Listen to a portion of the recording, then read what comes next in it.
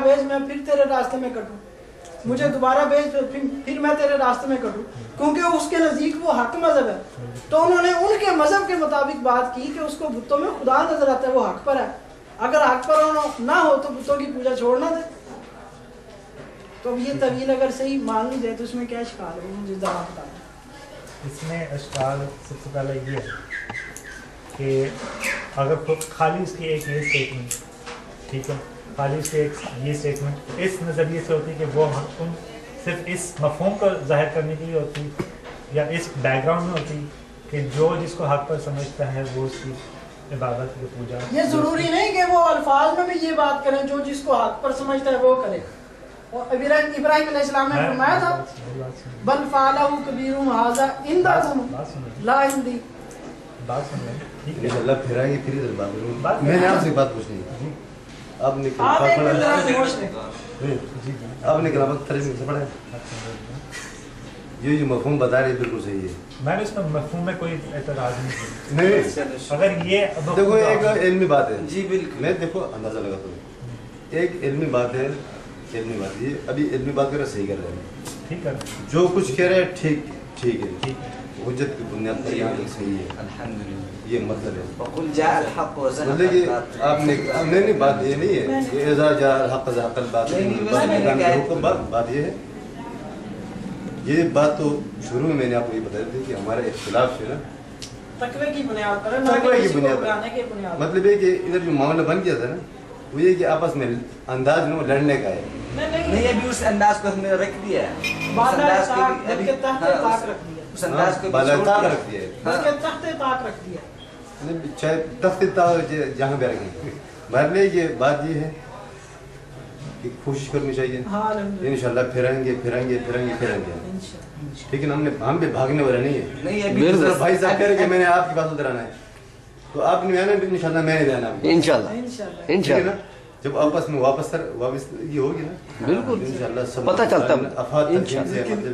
झगड़ने वाली बात लेकिन ये तो फायदा हो गया कि अल्लाह हमें सब जो ना अमल करने की तौफीक दे, ज्यादा लड़ना नहीं बाहर देगी, क्योंकि मुझे तो मौजू को पता नहीं, भाई साहब पहले कहते ये तो हमारा मौजू नहीं है, ये हमारा मौजू नहीं, तो मुझे तो इल्म नहीं आपने आना नहीं, जब इंशाल्लाह फिर आएंगे फिर बात होगी, फिर इंशाल्लाह कोशिश ये होगी अल्लाह राजी हो जाए, अल्लाह 2 दिन नहीं पूरी जिंदगी गुजर जाए।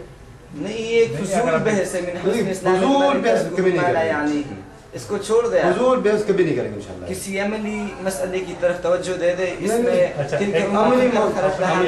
अपने इनको थोड़ा वसी करने के लिए, अपने इनको में एक बात आने के लिए मैं आपसे वो बात सवाल दोबारा पूछूंगा कि उन्होंने इब्ने हज़रत अमीर मुआविया पर क्या फतवा लगाया, मेरा इल्म नहीं है, मैं अपने इल्म लाना चाहता हूं। आपको तफ्तज़ानी रहमतुल्लाह ताला का मसलक मालूम है? नहीं, मुझे नहीं मालूम। तो आप उसके कौल को लेकर, उसके कुफर के फतवे को लेकर किस तरह किसी पर चस्पा कर सकते हैं? क्योंकि जैसे वो इन्होंने तो साफ लिख दिया है, वो मुसलमा आलम है, कौन उम्मत के नजदीक, कौन नाम ले ले, कौन? इब्ने तैमिया जो है, इब्ने तैमिया को छोड़ दे, ठीक है, इब्ने तैमिया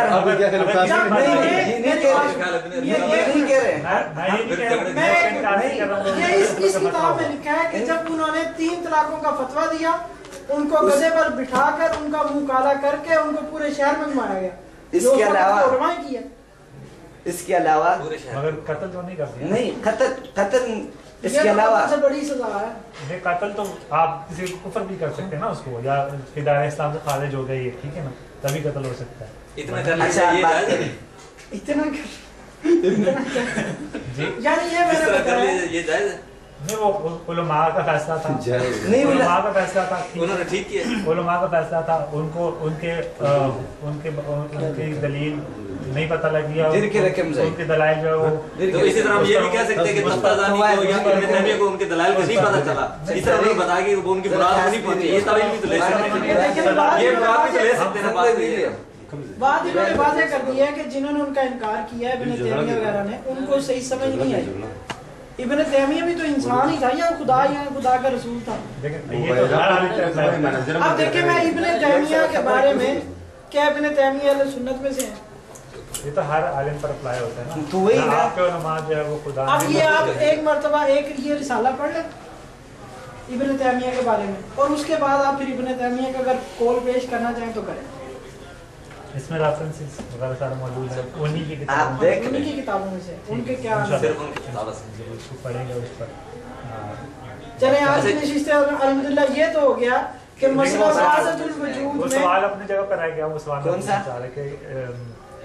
क्या उनका वो भी फतवा अगली क्या नशिस्त है में रखा। हज़रत अमीर मुआविया के बारे में, तख्तानी का ये फतवा। हजरत ने फरमाया अगली नशिस्त में। मैं अभी तक उसी पर अच्छा। बात हजरत पढ़ना ये है। इन्होंने हवाले दिए तफ्तज़ानी का। तफ्तज़ानी का मसलक किसी को भी मालूम नहीं है किस मसलक के आदमी है। तफ्तज़ानी को बाज़ लोगों ने मुतज़िला कहा है, क्योंकि तफ्तज़ानी कहता है रकिब अलीयुन व फर्र मुआविया, जब अली सवार हुए तो मुआविया रज़ियल्लाहु तआला अन्हु भाग गए। और उन्होंने मुआविया रज़ियल्लाहु तआला अन्हु की शान में और भी इस तरह बातें की है। इसके अलावा कायद में लोगों ने उनको मुतज़िला कहा है, बाज़ लोगों ने। अभी उसके कौल को लेकर आप किसी को काफिर कह सकते हैं, तो उसकी अपनी बात भी तो देख लेना कि उसकी क्या हैसियत है। देखने पर सही बात। फिर अल्लामा तख्तानी ने ये भी कहा कि यजीद पर लानत हो।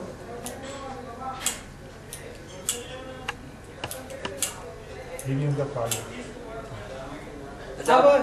अब जो अक्सर फिर कह ले जिसे ताल्लुक रखते हैं वो यजीद को अमीरुल मोमिनीन समझते हैं, किताबें लिखी जी। तो अब देखें ना, अब उससे एक बात ले लेना, उसकी 20 बातों को छोड़ देना। इब्न तैमिया की एक बात को ले लिया और उसने जो रूहों के मुतल्लिक और जो तशबीह जो दी सारा है। कुछ दिया है उसको ना लेना, ये क्या इंसाफ है। ये हम देखें, हम इन अल्लाह पूरी जाल- बातों को मानते हैं किसी आदमी की वो बातों इसमें में। दर्ज है ना सारा कुछ। नहीं ये नहीं, ये किताब सारा ये कुछ तो नहीं है, ये नहीं कि सब इसमें कुछ इसमें आपको कुछ है। मिल जाएगा। कुछ बातें मिलेंगी। जी। अच्छा, आप जो आज आए आपके इश्कालात कुछ कम हुए हैं या नहीं, ये आपको फायदा हुआ आज की मजलिस से? बहुत फायदा होगा। चलो, आपके इश्कालात कम हो गए हैं पहले से ज्यादा। हाँ बहुत चलो, कम, माशाल्लाह, बहुत। बड़ी अच्छी बात है। इसमें ये कि सबसे पहली बात यह है कि जो तफसीर जो तशरीह आपने इसमें से बयान की है उस पर हमें कोई इतराज़ नहीं है, जी। ठीक है। वो तशरीह बिल्कुल हमें हमारे मुताबिक कुरान सुन्नत के मुताबिक ही है, हम इसमें कोई इख्तिलाफ नहीं है, ठीक है। और ये कि आपने कहा कि जिसके फतवे को लेना है उसके अपने ऊपर जो अहकामात हैं या उसके अपने और मामलात में जो गलतियाँ हैं पहले उसको देख लें, पहले उसकी हैसियत जान लें, जी। फिर उसे किसी फतवे का भी एतबार किया जा सकता है या नहीं किया जा सकता। लेकिन एक मेरी इसमें रिक्वेस्ट ये है कि आप उन तमाम उलमा का जिनका इत्तेफाक था, जिन्होंने उन पर फतवा लगाया है, उन तमाम के बारे में अगर कोई एक भी ऐसा साबित है कि जिसमें कोई अकीदे की गलती भी नहीं थी उसमें, जिसमें कोई और मसाइल में भी उसने ख़ता नहीं की और आने वाले उलमा में से किसी ने उसकी निगेशन नहीं की, उसके ऊपर जी जी गिरफ्त नहीं की उसी किसी और बातों में और उसको अच्छे उलमा में से शुमार किया है, अगर उसमें कोई एक ऐसा भी आलिम अगर उसमें है तो उसकी बात का एतबार किया जाना चाहिए या नहीं किया जाना चाहिए। क्योंकि जिन लोगों की हम बात कर रहे हैं, इब्न अरबी, मंसूर हल्लाज, ये लोग जो हैं तसव्वुफ की फील्ड के लोग जो भी हैं, इन पर जो है वो हमें उलमा से ही गिरफ्त मिलती है और इन पर जो है इनकी क्लियरेंस भी जो है वो हमें उलमा से ही मिलती है। तो हमें देखना पड़ेगा कि जो गिरफ्त वाले आलिम हैं वो उनमें से कोई एक भी ऐसा है कि जिसकी बात काबिल कबूल आपके नज़दीक हो सकती है। अगर भी कोई एक भी आलिम ऐसा है कि जिसकी बात काबिल कबूल हो सकती है तो फिर हमें गौर करना चाहिए कि हमें इन लोगों को जो है वो इनके बारे में वो अकीदा नहीं रखना चाहिए जो अभी आप लोगों के दरमियान इनके नज़दीक उनकी वजह से आपके यानी ये जिस लेवल पे आपके नज़दीक बंदे हैं एटलीस्ट उस लेवल के नहीं होने चाहिए। अगर उन उलमा में से कोई एक भी ऐसा आलिम है जो दुरुस्त हो सकता है। अब मैं इस पे असल में बात जिन्होंने ये जो बुजुर्ग हजरात है, मंसूर हल्लाज है और जिन उलमा ने उनकी मुखालफत की है और जिन्होंने तायीद की है, मौजूदा दौर के उलमा की मैं बात नहीं कर रहा कि जिनका अपना कोई मौक़िफ़ होता नहीं है, सिर्फ महज़ ज़िद और जिसकी बुनियाद पर या फ़िरका वारियत के हिसाब से हर चीज़ को उन्होंने देखना था, एतराज़ बड़ा एतराज़। जो वो उलमा थे जिन्होंने एतराज़ किया वो भी ठीक थे, जिन्होंने कोई एतराज़ नहीं किया वो भी ठीक थे, ठीक है ना। جنہوں نے یہ کہا کہ منصور الحلاج کو ان الحق کہنا ٹھیک ہے یہ غلط تھا، وہ بھی اپنی جگہ پر ٹھیک کہہ رہے ہیں۔ جنہوں نے یہ کہا کہ وہ ٹھیک تھے وہ بھی اپنی جگہ ٹھیک کہہ رہے ہیں۔ جن کی نظر ظاہر پر تھی انہوں نے کہا غلط تھا، جن کی نظر باطن پر تھی انہوں نے کہا ٹھیک ہے۔ اور کیونکہ احکامات ظاہر پہ لگتے ہیں اس لیے ان کو سزائے موت بھی دی گئی۔ شرعی قانون تھا نا، کوئی الوہیت کا دعویٰ کرے کوئی نبوت کا دعویٰ کرے سزا تو ملے گی، لیکن وہ سمجھتے تھے وہ ان باتوں کو کہ یہ کہہ ٹھیک رہا ہے، لیکن ظاہراً مخالفت تھی کیونکہ یہ الفاظ درست نہیں تھے۔ بات صرف اتنی ہے، لیکن آج کل کیونکہ اس کا تو کوئی راہ ہی نہیں ہے کہ کس کی بات کو کس لیول پہ لینا ہے اور پھر اس سے کہاں تک ہم گنجائش نکال سکتے ہیں۔ آج تو یہ دیانتداری تو مفقود ہے، اس لیے جو ہے نا وہ معاملہ سارے خراب ہو۔ جنہوں نے یہ کہا کہ ٹھیک ہے، انہوں نے کہا حضرت عمر فاروق رضی اللہ عنہ نے کہا کوئی نہ یہ کہے کہ حضور فوت ہو گئے، جو یہ کہے گا میں اس کی گردن اڑا دوں گا۔ ابو بکر صدیق کہہ رہے ہیں ان محمد القدمات کہ بے شک محمد صلی اللہ علیہ وسلم فوت ہو چکے ہیں۔ اب دونوں کی بات ٹھیک تھی۔